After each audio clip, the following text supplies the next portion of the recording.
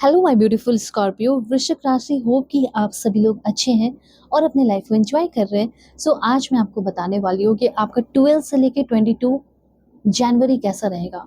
क्या ये बहुत ही फैब्यूलस, फैंटास्टिक, ब्यूटीफुल, अमेजिंग रहेगा, या कुछ आप इसमें लेसन सीखोगे। ओके, कुछ ब्लेसिंग्स आपकी तरफ आ रहे हैं, मिरेकल हो रहे हैं, एक्सपेक्टेड, अनएक्सपेक्टेड, आपकी पर्सनल लाइफ, प्रोफेशनल लाइफ और आपके हेल्थ से रिलेटेड किस चीज़ पे ध्यान देने की ज़रूरत है जिससे आप सेफ रहें, प्रोटेक्टेड रहें आपका पूरा लाइफ। Let's see. इस रीडिंग को male, female, first, second, third, marriage वाले, एलजीबीटीक्यू कम्युनिटी, कोई भी एज ग्रुप है आपका, आप सभी लोग देखेंगे। सोल है, ये मैटर करता है। ओके, इस सभी लोग देखना और प्लीज़ अलाइन हो जाओ। अलाइन रहोगे तब तो आपके लिए मैसेजेस आएंगे ना। आप सब्सक्राइब नहीं किए हो, लाइक नहीं किए हो, कमेंट नहीं किए हो, 1111 लिखकर हाइप नहीं किया हो, तो कनेक्टेड ही नहीं हो ना। तो कनेक्टेड नहीं हो तो कैसे रीडिंग होगी। तो सबसे पहले कनेक्ट हो जाओ, लाइक एंड सब्सक्राइब करके, कमेंट करके, हाइप करके। ओके, और इफ़ यू वांट, दुनिया के किसी भी कोने में हो और जेन्युइन रीडिंग चाहिए तो आप मुझसे कांटेक्ट करो। वीडियो के डिस्क्रिप्शन में आपको जीमेल, इंस्टा आईडी का जेन्युइन लिंक मिलेगा। किसी तरह के कोई भी प्रॉब्लम है, इश्यूज़ हैं, अगर आपको सच में अपने प्रॉब्लम सॉल्व कराने हैं तो आपको ज़रूर से ज़रूर अपनी रीडिंग लेनी चाहिए। डिस्क्रिप्शन में आपको जीमेल, ठीक है, और इंस्टा आईडी का जेन्युइन लिंक फॉर श्योर मिल जाएगा, कांटेक्ट कर लेना। ओके, सबसे पहले आपको मैं बताना चाहती हूँ कि जिसके साथ आप काम कर रहे हो, ठीक है, बहुत दिनों से आप देख रहे हो कि किसी से कोई आपकी चुगलियाँ लगा रहा हो या कुछ ऐसा कर रहा हो, और फाइनली मुझे ऐसा लग रहा है कि उस बंदे से या उस बंदी से आपका तू मैं या कहा-सुनी हो सकता है।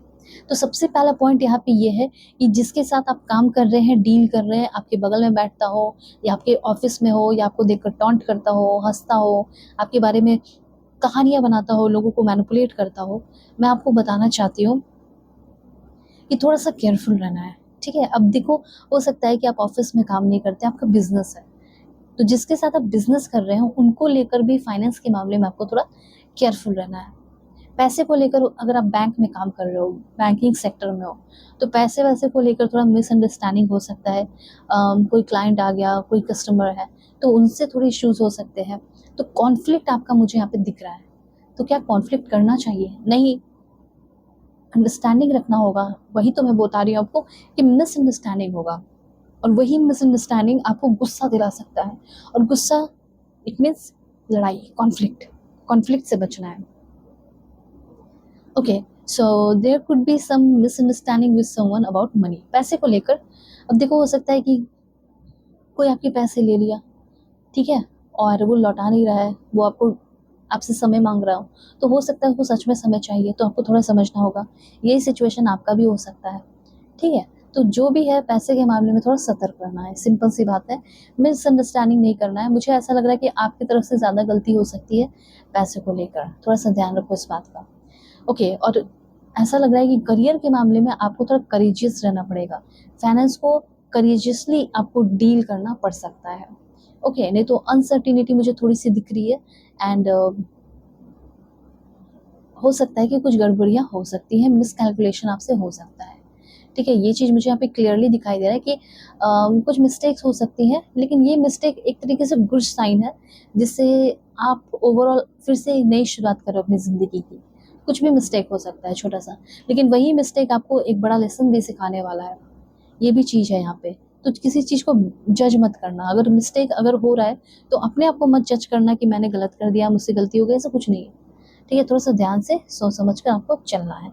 उसके बाद यहाँ पे आपको बताना चाहती हूँ कि आप में से तो बहुत सारे लोगों ने प्लानिंग भी की है अपने लिए, लेकिन प्लान पे इम्प्लीमेंट नहीं कर रहे हो, तो डैमेज से आप डरते हो कि मेरा पहले भी बहुत फाइनेंशियल लॉस हुआ है, हो सकता है मेरा फिर से फाइनेंशियल लॉस हो जाए, मैं करूँ या ना करूँ।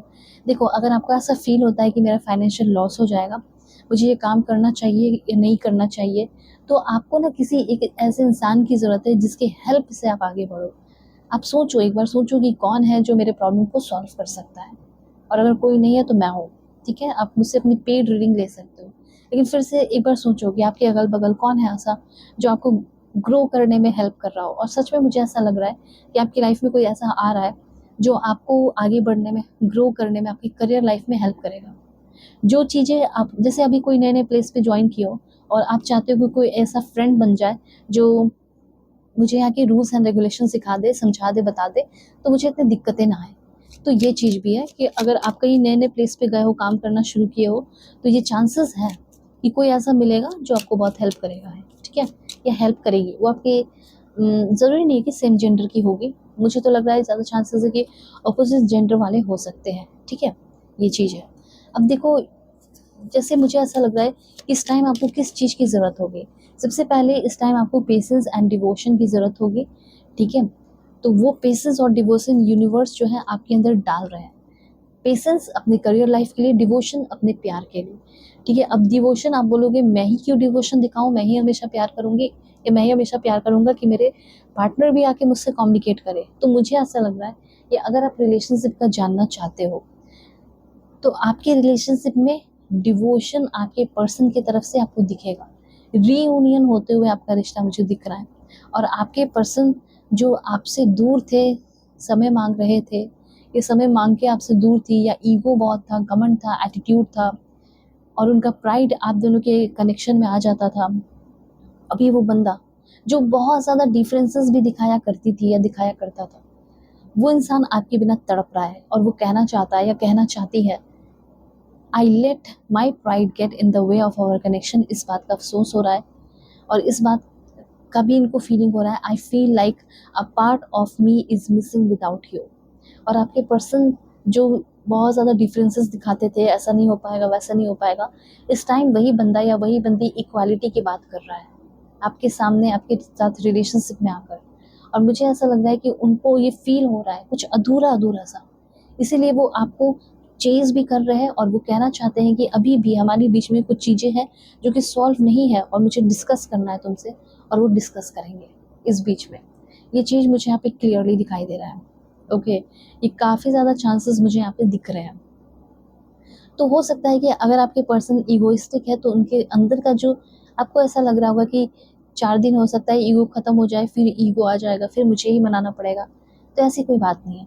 उनका ईगो जो है वो ख़त्म हो रहा है। वो काफ़ी, कह सकते हैं, जेनरस, काइंड और अच्छे तरीके से, बैलेंस के साथ और हार्मनी के साथ आपकी लाइफ में इंटर करती हुई दिखाई दे रही हैं।